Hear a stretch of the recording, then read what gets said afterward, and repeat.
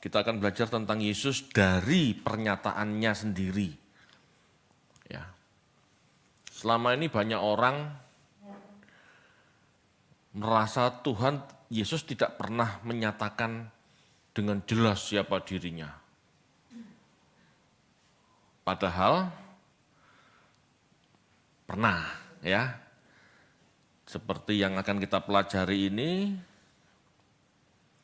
Yohanes Pembaptis bertanya kepada Yesus dan Yesus menjelaskan. Baik Bapak Ibu, kita akan membaca Matius 11 ayat 1 sampai 19. Matius 11 ayat 1 sampai 19. Setelah Yesus selesai berpesan kepada ke-12 muridnya, pergilah ia dari sana untuk mengajar dan memberitakan Injil di dalam kota-kota mereka. Di dalam penjara, Yohanes mendengar tentang pekerjaan Kristus, lalu menyuruh murid-muridnya bertanya kepadanya, "Engkaukah yang akan datang itu atau haruskah kami menantikan orang lain?" Yesus menjawab mereka, "Pergilah dan katakanlah kepada Yohanes apa yang kamu dengar dan kamu lihat. Orang buta melihat, orang lumpuh berjalan, orang kusta menjadi tahir, orang tuli mendengar, orang mati dibangkitkan, dan kepada orang miskin diberitakan kabar baik. Dan berbahagialah orang yang tidak menjadi kecewa dan menolak aku." Setelah murid-murid Yohanes pergi, mulailah Yesus berbicara kepada orang banyak itu tentang Yohanes.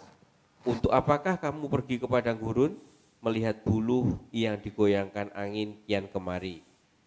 Atau untuk apakah kamu pergi melihat orang yang berpakaian halus? Orang yang berpakaian halus itu tempatnya di istana raja. Jadi untuk apakah kamu pergi melihat nabi? Benar, dan aku berkata kepadamu, bahkan lebih daripada nabi, karena tentang dia ada tertulis, lihatlah aku menyuruh utusanku mendahului engkau, ia akan mempersiapkan jalanmu di hadapanmu. Aku berkata kepadamu, sesungguhnya di antara mereka yang dilahirkan oleh perempuan tidak pernah tampil seorang yang lebih besar daripada Yohanes Pembaptis, namun yang terkecil dalam kerajaan surga lebih besar daripadanya. Sejak tampilnya Yohanes Pembaptis hingga sekarang, kerajaan surga diserong dan orang yang menyerongnya mencoba menguasainya. Sebab semua nabi dan kitab Taurat bernubuat hingga tampilnya Yohanes. Dan jika kamu mau menerimanya, ialah Elia yang akan datang itu. Siapa bertelinga, hendaklah ia mendengar. Dengan apakah aku kuumpamakan angkatan ini? Mereka itu seumpama anak-anak yang duduk di pasar dan berseru kepada teman-temannya, kami meniup seruling bagimu, tetapi kamu tidak menari. Kami menyanyikan kidung duka, tetapi kamu tidak berkabung. Karena Yohanes datang, ia tidak makan dan tidak minum, dan mereka berkata ia kerasukan setan. Kemudian anak manusia datang, ia makan dan minum, dan mereka berkata, lihatlah ia seorang pelahap dan peminum, sahabat pemungut cukai dan orang berdosa. Tetapi hikmat Allah dibenarkan oleh perbuatannya. Baik, Bapak Ibu, awalnya saya mau membagi dua kali khotbah gitu ya. Ternyata nggak bisa. Ayat 1 sampai 19 harus dikhotbahkan bersama. Karena di situ Yohanes Pembaptis bertanya kepada Yesus dan Yesus menjawab melalui 3 jawaban, melalui 3 pernyataan. Ya. Pertama untuk murid-muridnya Yohanes, kedua Yesus menjelaskan kepada orang banyak, yang ketiga juga kepada orang banyak. Ini Bapak Ibu harus dipahami dengan benar, ya. Tidak bisa sembarangan.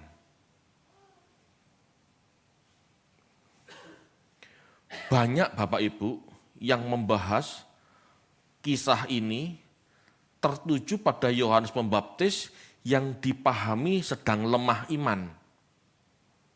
Ya, di situ kan Yohanes Pembaptis bertanya, Engkaukah yang akan datang itu, atau haruskah kami menantikan orang lain?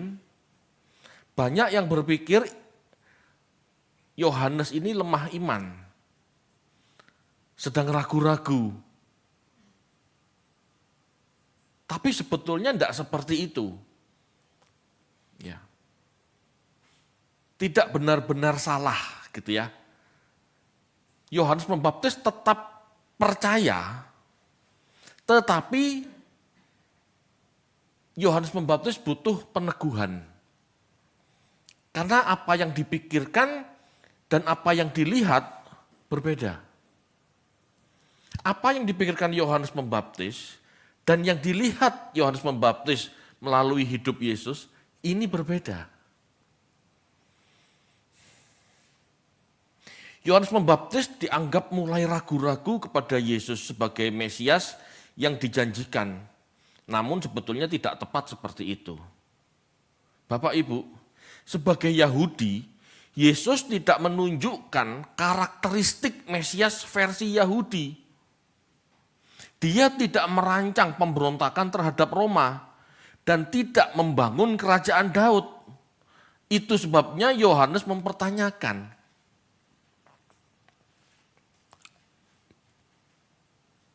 Yohanes Pembaptis mengutus 2 muridnya, ya di Lukas kalau nggak salah dikatakan itu ada 2 murid yang diutus Yohanes. Tanyakan kepada Yesus, sepupu berarti ya, sepupuku itu. Dialah yang dijanjikan atau kita harus nunggu lagi. Ini bukan ragu. Yohanes cuman bingung istilahnya. Loh katanya Mesias. Tapi sampai detik ini aku tidak melihat dia merancang sebuah proyek untuk membangun dinasti Daud. Atau dia gak melihat memimpin orang-orang untuk mengalahkan Roma, mengusir penjajah. Tidak ada. Jadi Yohanes itu bingung. Lebih tepatnya bingung. Bukan gak percaya, bingung. Ataukah kami harus menunggu lagi? Itu istilahnya. Kok kamu tidak melakukan apa-apa? Gitu ya. Bapak Ibu, kita tidak akan membahas Yohanes yang bingung secara khusus. Tetapi dari pertanyaan Yohanes, kita bisa mengenal Yesus lebih jelas tentang dirinya. Pernyataan Yohanes ini dapat mewakili kita, Bapak Ibu, yang ingin jawaban terang benderang siapa Yesus menurut dirinya. Amin. Dari pertanyaan Yohanes Pembaptis, kita bisa mendapat jawaban dari Yesus. Ya, dari pertanyaan Yohanes Pembaptis, kita bisa mendapat jawaban dari Yesus. Pertanyaan Yohanes Pembaptis ini cukup mewakili kita. Siapakah engkau? Yang dijanjikan itu atau masih ada yang lain? Berarti kamu bukan, intinya gitu. Ini kan juga jawaban yang perlu kita dengar, gitu ya. Karena ini pernyataan Yesus sendiri. Jadi kalau sudah Yesus nyatakan masih kurang percaya, masih tidak percaya, ya repot.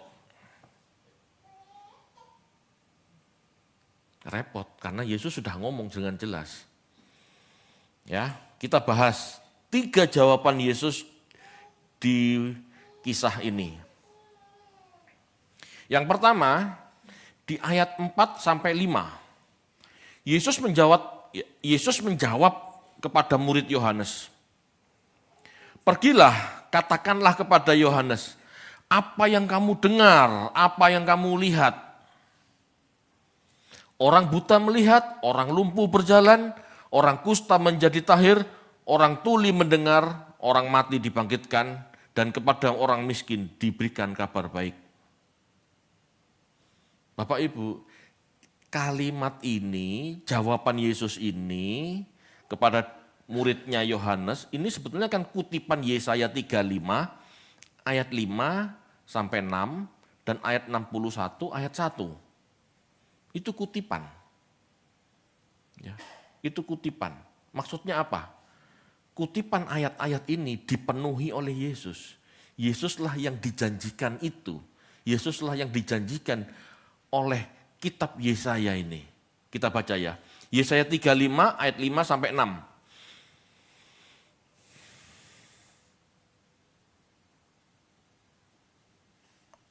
Yesaya 35 ayat 5 dan 6. Pada waktu itu mata orang-orang buta akan dicelikkan dan telinga orang-orang tuli akan dibuka. Pada waktu itu orang lumpuh akan melompat seperti rusa dan mulut orang bisu akan bersorak-sorai sebab mata air memancar di padang gurun dan sungai di padang belantara. Lalu Yesaya 61 ayat 1.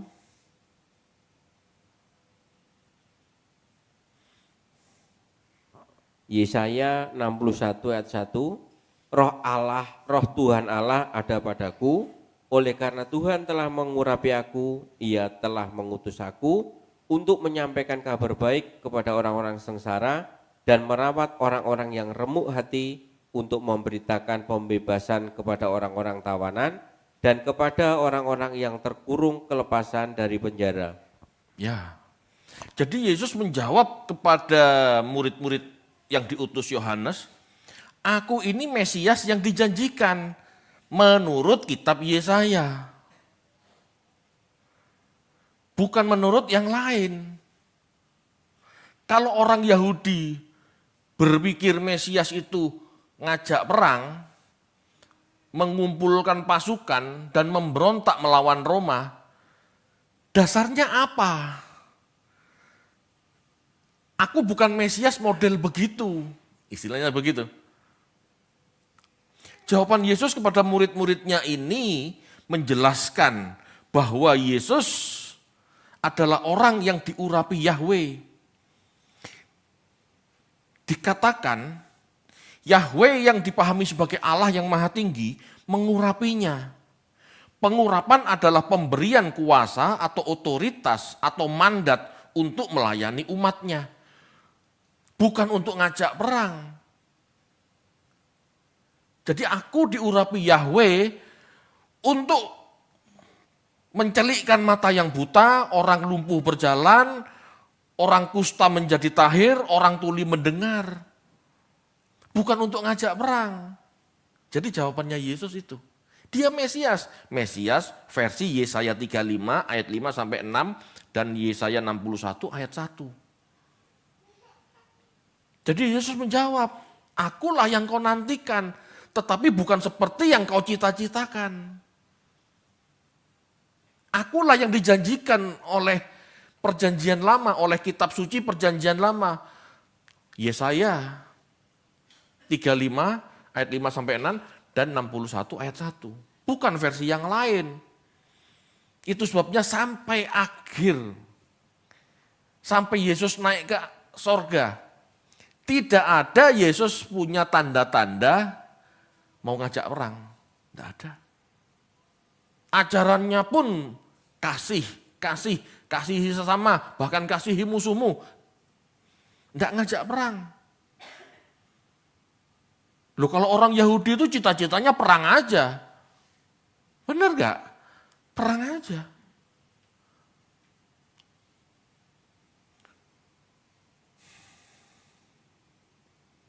Bapak Ibu, Yesus menyatakan dirinya bukan Yahweh dalam arti Bapak, tetapi dia utusan yang diurapi oleh Bapak. Ingat ya, Yahweh adalah simbol otoritas, gitu ya. Yahweh itu aslinya nama dewa Bapak Ibu. Tetapi bagi orang zaman dulu, nama itu bisa dipahami sebagai kuasa, otoritas, gitu ya. Jadi Bapak memberikan mandat kepada anak, gitu ya. Nama Bapak siapa? Sebetulnya nama Bapak tidak punya nama. Sebetulnya nama Bapak tidak perlu nama, gitu ya. Karena dialah Allah satu-satunya, nggak perlu nama. Tetapi disebut Yahweh karena orang Israel memahaminya seperti itu. Ya. Yesus menyatakan dirinya bukan Yahweh dalam arti Bapak, tetapi dia utusan yang diurapi Bapak. Dia utusan yang diurapi Bapak untuk menolong manusia serta memberitakan pengharapan. Bapak Ibu, Yesus menyatakan dirinya yang dijanjikan, yang diurapi. Ya, contoh pengurapan ini kita baca. Keluaran 23 ayat 20 sampai 21.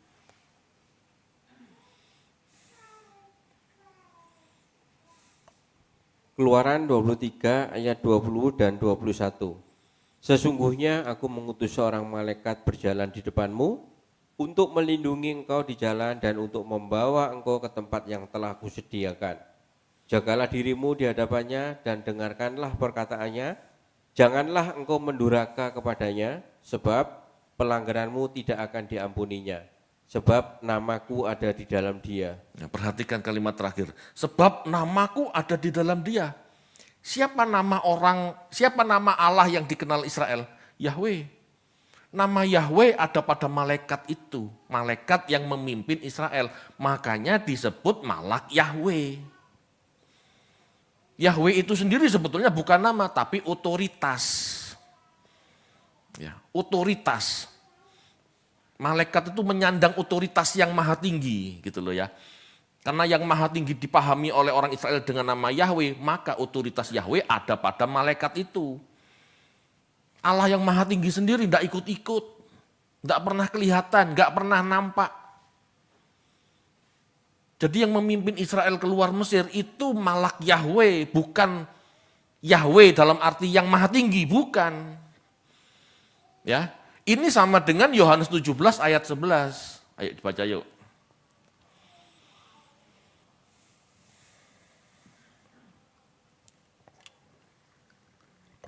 Yohanes 11 ayat 17. Maka ketika Yesus tiba, didapatinya Lazarus telah 4 hari berbaring di dalam kubur. Yohanes 17 ayat 11 ya. Oh. Yohanes 17 ayat 11. Dan aku tidak ada lagi di dalam dunia, tetapi mereka masih ada di dalam dunia. Dan aku datang kepadamu, ya Bapa yang kudus, peliharalah mereka dalam namamu, yaitu namamu yang telah engkau berikan kepadaku, supaya mereka menjadi satu sama seperti kita. Nah, nama Allah yang maha tinggi sudah diberikan pada Yesus. Siapa nama Allah yang maha tinggi? Yahweh. Sudah dimiliki Yesus. Yahshua. Yahshua itu Yahweh keselamatanku. Namamu ada padaku, sama seperti namamu ada dalam malaikat yang memimpin Israel keluar. Itu sama. Inilah bentuk pengurapan itu.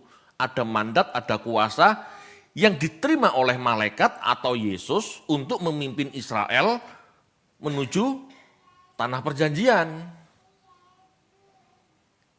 Lalu apakah ada hubungannya Pak malaikat itu sama Yesus? Ada. Nanti malaikat perjanjian itu, Malak Yahweh yang membuat perjanjian antara Israel dengan yang maha tinggi, dia hadir. Gitu ya, itu nanti di kitab Maleaki, selanjutnya akan dijelaskan. Jadi ini kata Yesus sendiri loh Bapak Ibu, bukan kata saya. Jadi Yesus menyatakan dirinya bukan Yahweh dalam arti Bapa, tetapi dia utusan yang diurapi Bapa untuk menolong manusia serta memberitakan pengharapan. Ya, itu jawaban kepada murid-murid Yohanes. Kemudian Bapak Ibu di ayat 7 sampai 11 Yesus berbicara kepada orang banyak tentang Yohanes. Ya, jadi setelah Yesus bicara sama murid-murid Yohanes, Yesus bicara kepada orang banyak tentang Yohanes, tapi di dalamnya ada penjelasan. Ya, perhatikan ini. Untuk apakah kamu pergi ke padang gurun melihat buluh yang digoyangkan angin kian kemari?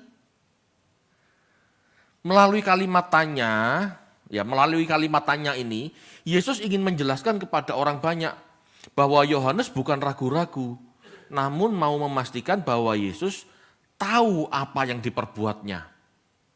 Jadi kalimat ini Bapak Ibu, apakah kamu pergi ke padang gurun? Untuk apakah kamu pergi ke padang gurun? Melihat bulu yang digoyangkan angin kian kemari, itu sama dengan gini loh. Yohanes itu kan dipahami sebagai tokoh yang sangat dihormati ya di zaman itu.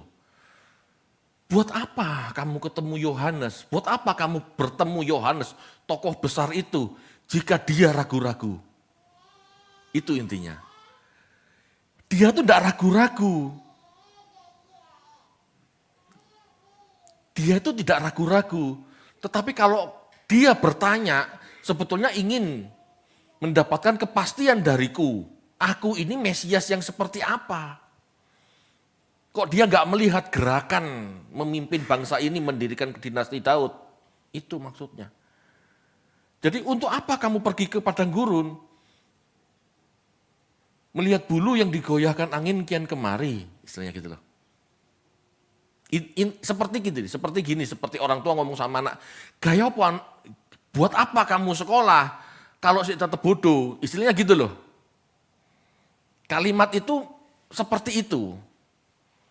Buat apa kamu mendengarkan nabi besar itu kalau kamu ragu-ragu? Buat apa kamu mendengarkan pernyataan nabi itu kalau nabi itu pada akhirnya ragu-ragu?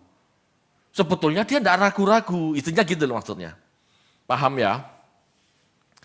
Bagi Yohanes, Bapak Ibu, kegiatan Yesus tidak tampak seperti Mesias yang dijanjikan. Dia gak mimpin perang, dia gak mempersiapkan pasukan. Itu sebabnya Yesus menjawab dengan mengutip Yesaya 35 ayat 5-6 dan 61 ayat 1 tadi. Bapak Ibu, kalimat dalam kitab Nabi Yesaya ini dinyatakan tergenapi saat itu oleh Yesus. Yesaya 35 ayat 5-6 dan 61 ayat 1 ini adalah klaim Mesias. Seorang pembebas yang dinantikan orang pada masa itu.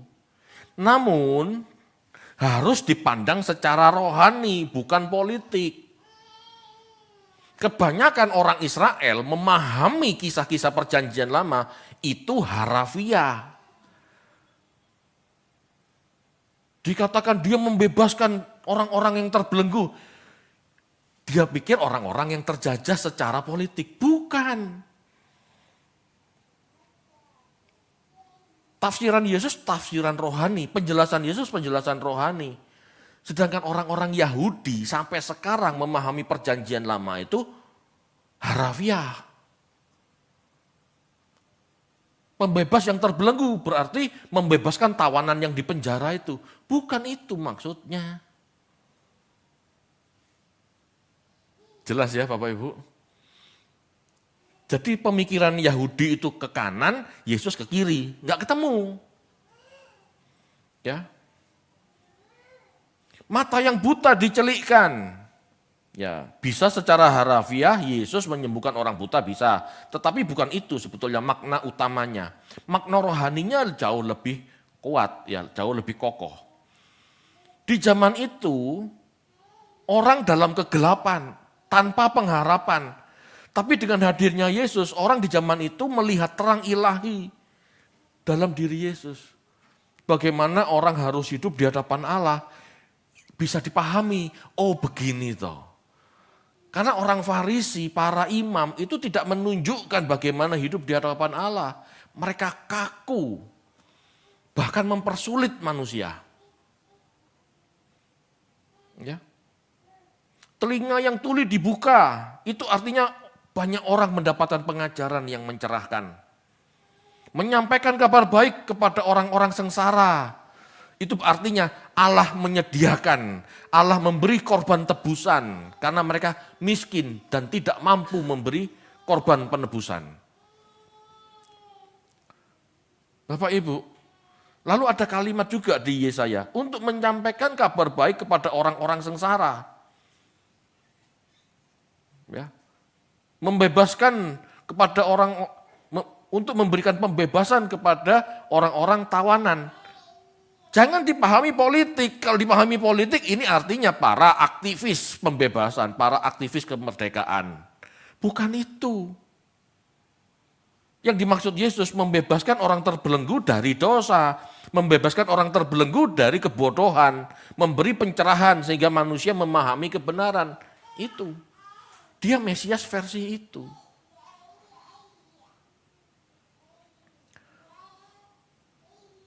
Yesus menjawab untuk memberitakan tahun rahmat Tuhan. Tahun rahmat Tuhan, penghapusan hutang dan dosa. Halo, penghapusan hutang dosa. Bapak Ibu, orang yang tidak bisa memberi korban sembelihan, entah itu lembu, entah itu domba, entah itu burung tekukur, mereka terbelenggu dalam dosa. Yesus hadir menyatakan tahun rahmat Tuhan, artinya tahun pembebasan dosa, tahun penghapusan hutang.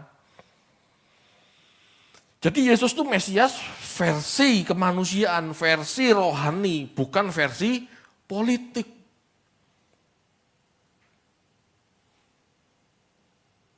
Bapak Ibu, dikatakan Yesus menghibur semua orang yang berkabung, ya, memberitakan sukacita dan pelepasan dari kutuk.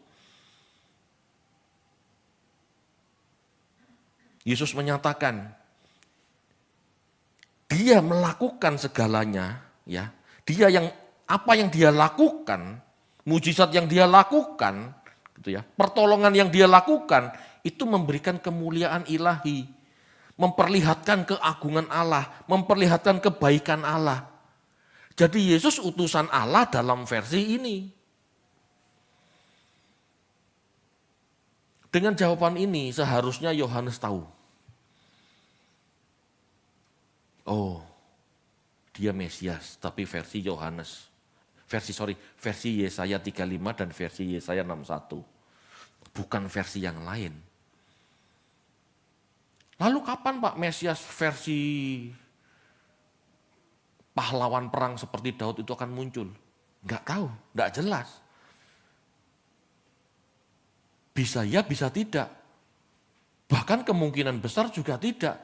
Karena Allah bukan tukang pukulnya satu suku bangsa. Allah itu Allah yang ingin memerdekakan manusia dari dosa. Universal. Allah yang Esa itu Allah universal, bukan Allah satu suku. Halo Bapak Ibu. Jadi tidak usah mengagung-agungkan kerajaan Israel gitu ya. Kerajaan Allah. Nah, kerajaan Allah itu kerajaan manusia. Kerajaan Allah itu kerajaan Allah untuk manusia. Semua manusia, semua suku bangsa, tanpa sekat-sekat politik sebetulnya. Karena Allah lah pemimpinnya. Kalau kerajaan Daud, mereka mencita-citakan Israel sebagai pemimpinnya, pemimpin dunia. Halo Bapak Ibu. Kata-kata selanjutnya yang diucapkan Yesus gitu ya. Atau untuk apakah kamu pergi melihat orang yang berpakaian halus? Orang yang berpakaian halus itu tempatnya di istana raja. Kalimat ini mau menyatakan bahwa Yohanes Pembaptis bukan orang dengan pakaian halus yang umumnya ada di istana raja. Pertanyaan Yohanes Pembaptis itu tidak ada urusannya dengan politik. Tidak ada urusan dengan perjuangan Israel menegakkan kerajaan Daud. Tidak ada. Yesus menjawab, dia itu nabi. Ya, Yohanes Pembaptis itu nabi Allah. Enggak ada urusan sama politik. Nabi itu mengingatkan manusia akan dosa. Intinya gitu loh. Kamu jangan salah paham sama pertanyaannya Yohanes Pembaptis. Tidak ada urusan politik. Itu sebabnya dia tanya, kaukah itu apakah masih harus kami tunggu? Yesus menyatakan melalui Yesaya tadi ya, aku Mesias versi kemanusiaan. Aku Mesias versi yang begini. Bukan versi politik, bukan versi pahlawan perang. Bisa mulai dipahami? Jelas ya? Lalu Yesus menjawab juga, jadi untuk apa kamu pergi melihat nabi? Benar, kamu pergi itu melihat nabi. Aku berkata kepadamu, bahkan Yohanes Pembaptis itu lebih daripada nabi. Karena tentang Yohanes Pembaptis ada tertulis, lihatlah aku menyuruh utusanku mendahului engkau. Ia akan mempersiapkan jalanmu di hadapanmu. Halo. Yesus menjawab itu. Kamu mencari Yohanes Pembaptis yang ragu-ragu. Tidak, dia enggak ragu-ragu kok. Kamu mencari orang untuk urusan politik. Tidak, dia nabi, bukan urusan politik. Kamu mencari nabi, benar. Kamu mencari nabi dalam arti kamu mau mencari kehendak Allah. Gitu ya. Kamu mau mencari kehendak Allah. Dalam kalimat ini Yesus menyatakan bahwa Yohanes Pembaptis adalah seorang nabi yang mempersiapkan jalan. Nabi itu mempersiapkan jalan. Nabi, yang dimaksud nabi ini kan Yohanes Pembaptis. Nabi ini mempersiapkan jalan untuk Tuhan.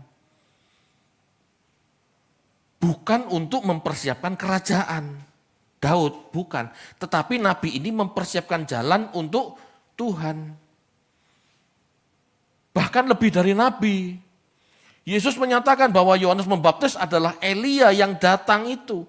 Ya, Yesus menyatakan, Yesus loh ya yang menyatakan bahwa Yohanes Pembaptis adalah Elia yang akan datang itu. Bukan dalam arti harafiah ya, tetapi dalam arti gairah dan kuasa. Karena Yohanes sendiri pernah ditanya, engkaukah Elia? Bukan, aku bukan Elia. Itu dalam arti harafiah dia bukan Elia. Tetapi Yohanes Pembaptis ini dinubuatkan oleh orang tuanya dan dinyatakan oleh Yesus sendiri, dia Elia. Dalam arti apa? Dia nabi dengan gairah yang sama dengan Elia. Elia itu berani melawan kerajaan. Kita baca yuk, Lukas 1 ayat 76 sampai 77.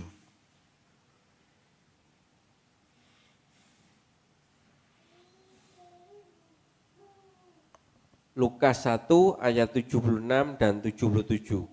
Dan engkau, hai anakku, akan disebut Nabi Allah yang Maha Tinggi. Karena engkau akan berjalan mendahului Tuhan untuk mempersiapkan jalan baginya. Untuk memberikan kepada umatnya pengertian akan keselamatan dan berdasarkan pengampunan dosa-dosa mereka. Ya, jelas ya. Yang ngomong seperti ini adalah bapaknya Yohanes Pembaptis, yang adalah imam Allah juga. Dia menubuatkan anaknya, engkau akan membuka jalan bagi Tuhan. Ya. Lalu kita baca Lukas 1 ayat 17. Lukas 1 ayat 17.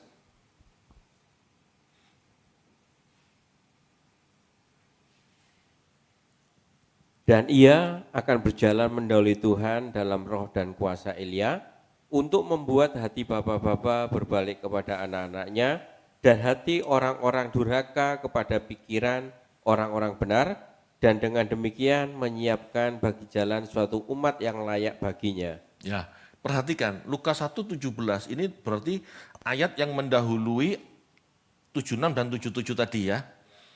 Ini dikatakan papanya Yohanes Pembaptis ini mengatakan, ia akan berjalan mendahului Tuhan dalam roh dan kuasa Elia.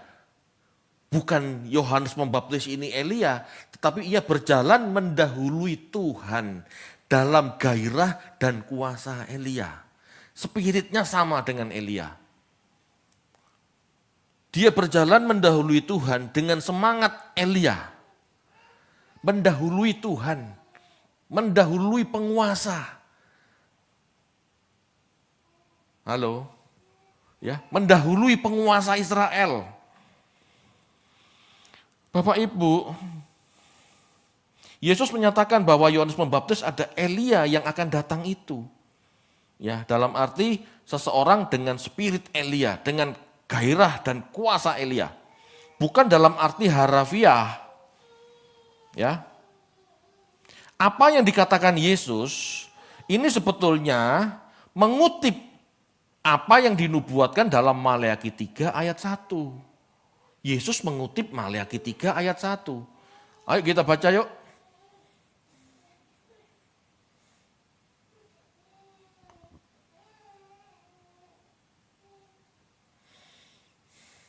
Malaki 3 ayat 1.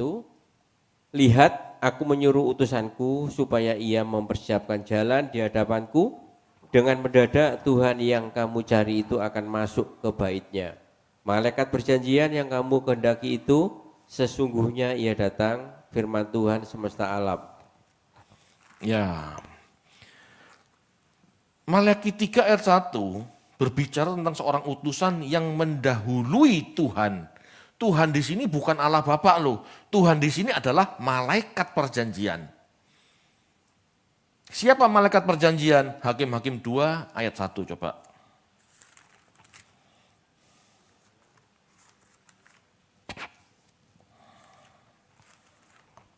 Hakim 2 ayat 1.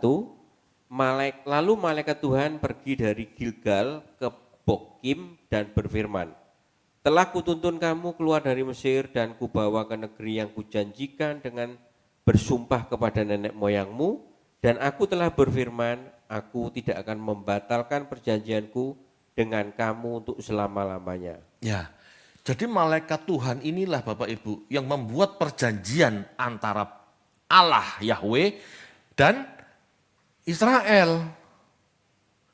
Jadi antara Allah dan Israel membuat sepakat di Gunung Sinai itu enggak secara langsung. Israel enggak pernah ketemu Allah Yahweh dalam arti Bapa secara langsung, enggak pernah. Di Kisah Para Rasul 7 ayat 35 ayat 38 dikatakan dia yang bertemu, ya, dia yang ada di semak belukar yang itu malaikat. Jadi yang bertemu dengan Israel itu malaikat Tuhan, malak Yahweh yang disebut malaikat perjanjian. Kenapa? Karena melalui dialah terjadi perjanjian antara Allah Yahweh yang maha tinggi dan Israel.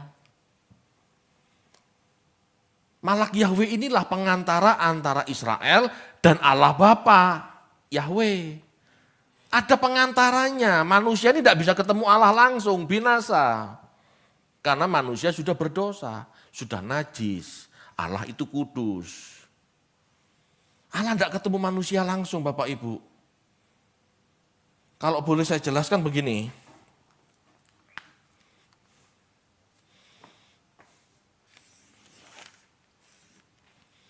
Ini Allah Bapa.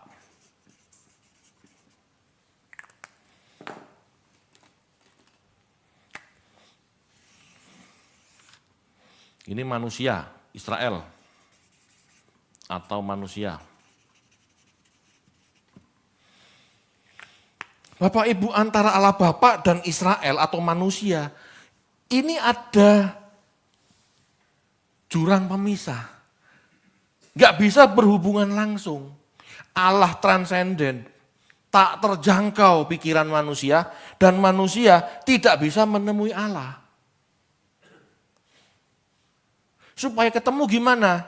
Harus ada yang namanya utusan. Utusan. Nah, disebut Allah yang imanen, Allah yang terjangkau manusia, karena Allah melalui utusannya bisa menjangkau manusia. Ini malak Yahweh. Jadi Allah mengutus malak Yahweh supaya manusia bisa memahami Allah. Allah ini transenden, tidak berwujud, selamanya tidak kelihatan. Untuk menjangkau manusia butuh yang imanen, butuh yang bisa dilihat manusia. Itu sebabnya malak Yahweh itu bisa dilihat meskipun roh, bukan dalam bentuk makhluk ya, roh. Malak Yahweh, sang firman ini menyatakan dirinya itu bisa. Bapa tidak akan, karena dia Allah yang kudus, tak terjangkau.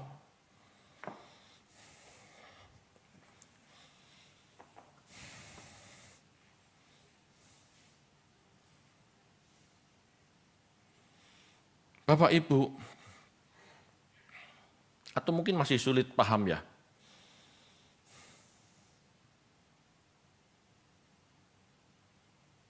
Kita baca ya. 1 Samuel 3 ayat 21.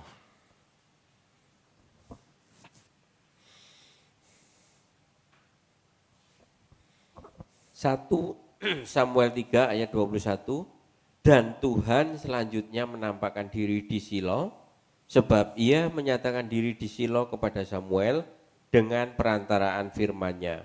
Tuhan itu huruf besar semua, itu Yahweh. Yahweh yang mana? Tidak jelas. Tetapi yang pasti Yahweh menyatakan diri kepada Samuel dengan perantaraan firman. Berarti yang menyatakan diri, yang menampakkan diri, itu firman.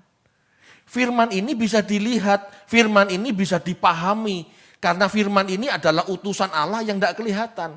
Allah itu tidak bisa dilihat, tidak bisa didengar Bapak Ibu. Allah itu begitu misteri.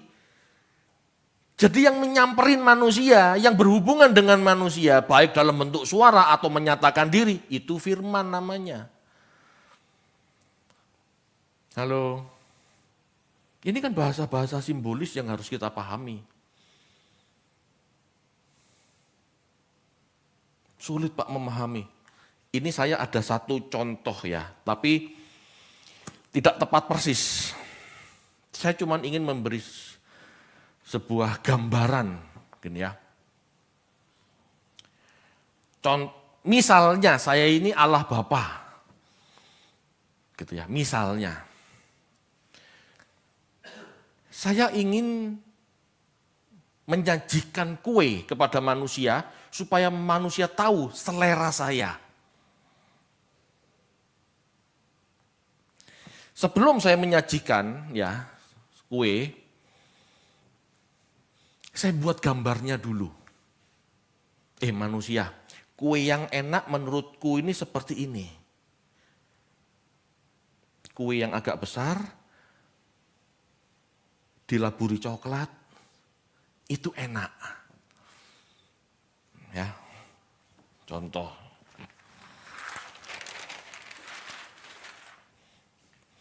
Kue itu bentuknya, bahannya, rasanya belum kelihatan. Betul ya? Tapi ada enggak kue itu? Ada. Di mana? Nih. Di otak saya sudah tergambar, sudah terbayang kue yang saya anggap enak. Kue yang saya anggap enak ini bisa saya gambarkan.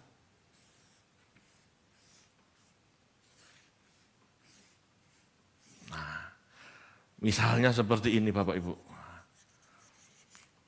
Ini taburan coklat misalnya. Resepnya ada di otak saya. Firman itu ide. Firman, logos itu pengetahuan, itu ide. Resepnya ada di otak saya. Bisa enggak saya gambarkan? Bisa. Saya tulis resepnya. Resep telur, tepung, coklat, itu ada di otak saya. Bisa saya gambarkan. Gambar inilah Bapak Ibu yang dimaksud oleh 1 Samuel 3. Berapa tadi? 1 Samuel 3 ayat 21. Jadi Allah itu menyatakan diri melalui firman-Nya. Sehingga Samuel bisa mengerti maksudnya. Jadi itu penampakan, penglihatan. Bisa dipahami? Begitu firman ini inkarnasi, jadilah Yesus. Begitu resep ini dibuat, jadilah kue. Ngerti enggak maksudnya? Seperti itu. Karena Allah dan manusia ini ada jarak yang tidak terhubung. Allah bisa memperlihatkan kepada manusia kehendaknya melalui gambar-gambar, melalui pewahyuan, melalui penglihatan. Itu roh semua, nggak ada fisiknya. Tapi manusia belum mengerti, maka resep ini, firman ini menjadi manusia supaya bisa dinikmati, dirasakan. Halo. Apakah manusia bisa menikmati kue ciptaan Allah ini kalau bukan dari Allah sendiri? Bisa? Bisa? Tidak bisa. Tidak ada manusia yang tahu seleranya Allah. Jadi kalau Yesus manusia biasa menyatakan, ini loh seleranya Allah, itu tidak mungkin.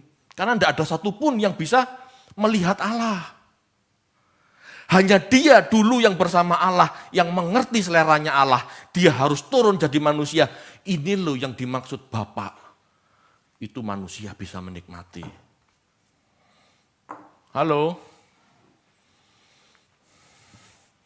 Sulit Bapak Ibu menjelaskan hal ini. Tapi lebih sulit percaya kalau ada orang biasa bisa jadi Tuhan, bisa mengerti seleranya Bapa yang tidak kelihatan. Itu jauh lebih tidak bisa dipercaya. Karena Bapa itu misteri.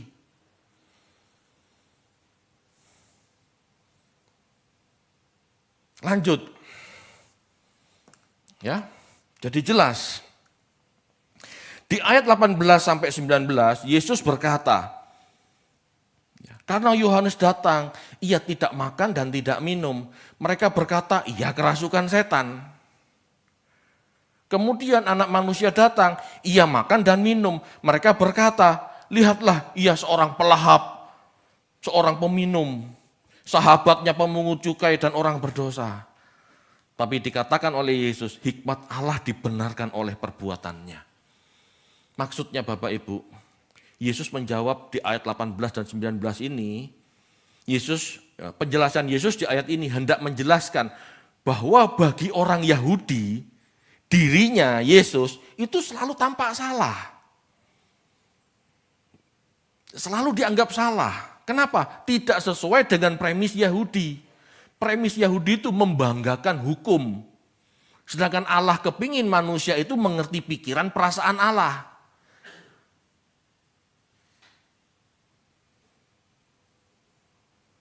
Bapak Ibu, bagi orang Yahudi, Yohanes Pembaptis meskipun nabi dengan gaya hidup asketisnya, tidak makan roti, tidak minum anggur, sering puasa, itu dianggap kerasukan setan. Halo? Sedangkan dirinya, Yesus anak manusia, tokoh ilahi itu, dengan gaya hidup normalnya sebagai manusia, makan roti, minum anggur, tidak pernah puasa, selain yang dibaptis itu ya, selain setelah dibaptis, Yesus tidak pernah puasa. Jadi puasanya Yesus ini hanya setelah dibaptis. Beda sama Yahudi Senin Kemis. Yesus tidak pernah puasa Senin Kemis.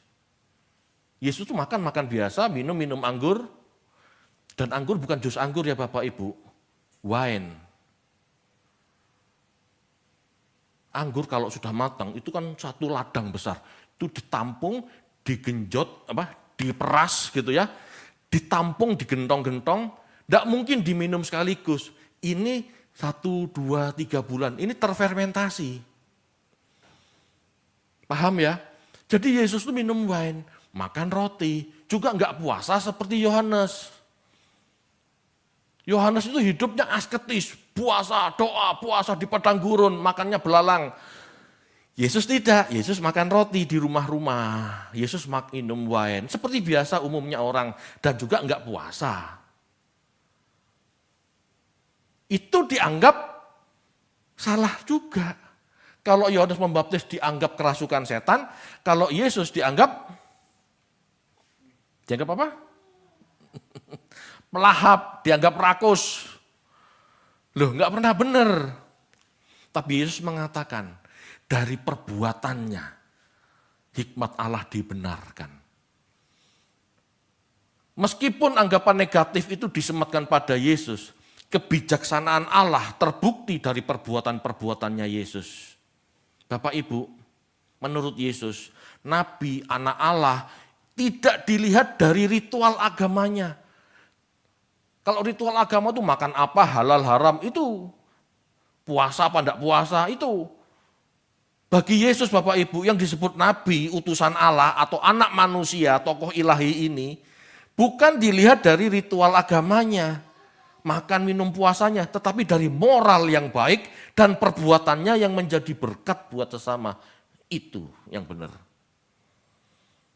Yesus jawab, ini aku ini begini. Aku tidak hidup dengan gaya nabi, aku tidak hidup dengan ritual agama, aku makan minum biasa.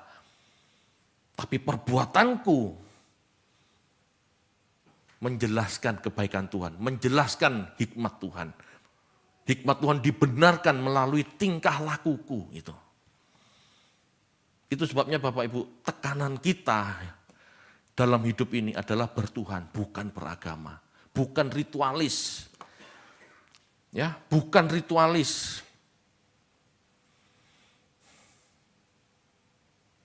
Yesuslah karakter ilahi yang tidak kelihatan. Ya, di Ibrani ayat 1:1-3 dikatakan begitu kan. Ayo kita baca yuk. Malam hari ini agak panjang sedikit, gak apa-apa ya. Ibrani 1 ayat 1-3. Ibrani 1 ayat 1-3. Setelah pada zaman dahulu Allah berulang kali dan dalam berbagai cara berbicara kepada nenek moyang kita dengan perantaraan nabi-nabi. Maka pada zaman akhir ini ia telah berbicara kepada kita dengan perantaraan anaknya yang telah ia tetapkan sebagai yang berhak menerima segala yang ada. Oleh dia Allah telah menjadikan alam semesta. Ia adalah cahaya kemuliaan Allah dan gambar wujud Allah dan menopang segala yang ada dengan firman-Nya yang penuh kekuasaan. Dan setelah ia selesai mengadakan penyucian dosa, ia duduk di sebelah kanan yang maha besar di tempat yang maha tinggi. Ya, ia adalah cahaya kemuliaan Allah, gambar wujud Allah, itu karakter Allah. Bahasa aslinya itu karakter.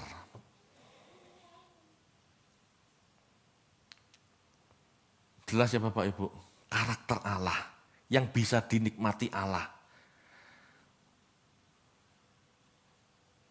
Resepnya Pak David hanya bisa dibuat oleh Pak David dan dinikmati oleh Pak David. Tidak mungkin sama yang lain. Meskipun resep itu saya suruh Bu Tina buat, belum tentu Bu Tina buat seperti yang kepingin saya rasakan di otak saya, tidak bisa. Tapi Yesus itu adalah cahaya Allah, pancaran Allah, sehingga manusia bisa melihat kemuliaan Allah, kemuliaan yang benar-benar dinikmati Allah. Tidak mungkin orang yang tidak berasal dari Allah bisa menyatakan itu. Hanya orang yang berasal dari sorga, dari Allah, yang bisa menjelaskan seleranya Allah. Amin Bapak Ibu. Itu maksudnya. Bapak Ibu, Yesus juru selamat kehidupan, bukan politik. Saat itu konsep kerajaan Allah dipaksakan sesuai keinginan atau cita-cita kebangsaan. Ya, kita tahu saat itu gerakan Selot berkembang. Ya, puncaknya tahun 70 tapi kemudian dihancurkan. Tuhan gak mau Israel mengalami kehancuran sebetulnya, tetapi ngotot, ya sudah hancur. Namun jelas kerajaan Allah yang kekal mengenai pemerintahan Allah, melampaui kerajaan di dunia. Yesus Mesias hadir, ya Yesus sebagai Mesias yang hadir buat kemanusiaan, bukan buat kesukuan, bukan buat satu suku bangsa tertentu. Itu Allah yang benar, karena Allah semua orang, bukan Allah Israel saja. Dia hadir buat semua manusia. Amin. Itu yang dijelaskan Yesus. Yesus menjelaskan itu. Amin Bapak Ibu. Bisa dipahami? Jadi memang Yesus bukan tokoh perlawanan, bukan tokoh politik, tapi tokoh kemanusiaan. Dia diutus Allah supaya manusia tahu seleranya Allah. Dia, Sang Firman, keluar dari Allah, diutus Allah supaya manusia tahu seleranya Allah itu bagaimana. Karena tidak ada seorang pun manusia yang mampu tahu seleranya Allah, karena tak terjangkau, transenden, tak terjangkau. Allah yang bisa menyatakan yang imanen supaya manusia bisa paham. Ini hanya Allah. Kalau manusia menjangkau Allah tidak bisa, tetapi Allah bisa menjangkau manusia melalui yang imanen, melalui firman-Nya yang dinyatakan, yang inkarnasi. Masuk sulit. Dari resep menjadi kue beneran, mosok sulit. Dari seleranya Pak David, jadi resep, lalu dibuat jadi kue beneran bisa. Dari firman Allah yang ada dalam diri Allah. Menyatakan dirinya dan menjadi manusia. Apanya yang mitos? Bukan mitos. Itulah dia, Yesus Mesias. Amin.